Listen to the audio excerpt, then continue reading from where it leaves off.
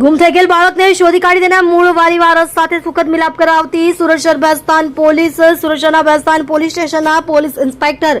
Shri S B Desai નાઓએ હાલમાં ગુમ અપહરણ થયેલ બાળકોને શોધી કાઢવા માટે આપેલ સૂચના તથા સર્વેલન્સ સ્ટાફના police sub inspector Shri H B Chaudhary નાઓના માર્ગદર્શન હેઠળ સર્વેલન્સ સ્ટાફના પોલીસ માણસો પોલીસ સ્ટેશન વિસ્તારમાં પેટ્રોલિંગમાં હતા. દરમિયાન ગઈકાલ તારીખ 11/6/2024 રોજ અજયકુમાર દૂધનાથ શાહ ઉંમર વર્ષ 40 રહે plot number B16 Vrindavan township Bestan Surat નાઓએ બેસ્તાન પોલીસ સ્ટેશન ખાતે આવી તેઓનો 13 વર્ષનો દીકરો ગુમ થઈ ગયા અંગેની જાહેરાત આપતા સદર બાળકને તાત્કાલિક શોધી કાઢવા માટે સર્વેલન્સ સ્ટાફની અલગ અલગ ટીમો બનાવી ગુમ થઈ ગયેલ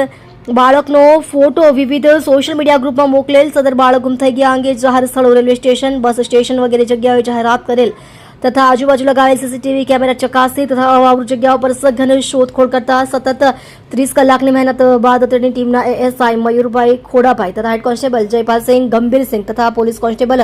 ગુંજનકુમાર ભરતભાઈ તથા પોલીસ કોન્સ્ટેબલ નીતિનભાઈ નવીનભાઈ નાઓ દ્વારા સદર ગુમ થનાર બાળક જેને તેના પિતાએ ભણવા બાબતે ઠપકો આપતા તેને માઠું લાગી જતા તેના મિત્રના ઘરે ચાલ્યા ગયેલ હોય છે અને ટેકનિકલ વર્કઆઉટ તેમજ હ્યુમન સોર્સિંગ્સના આધારે શોધી કાઢી સદર ગુમ થનાર બાળકની સામે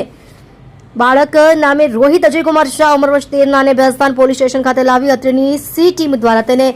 પ્રેમપૂર્વક સમજાવી તેનું યોગ્ય કાઉન્સેલિંગ કરી તેના માતા પિતાને પણ સમજાવી સદર બાળકનો કબજો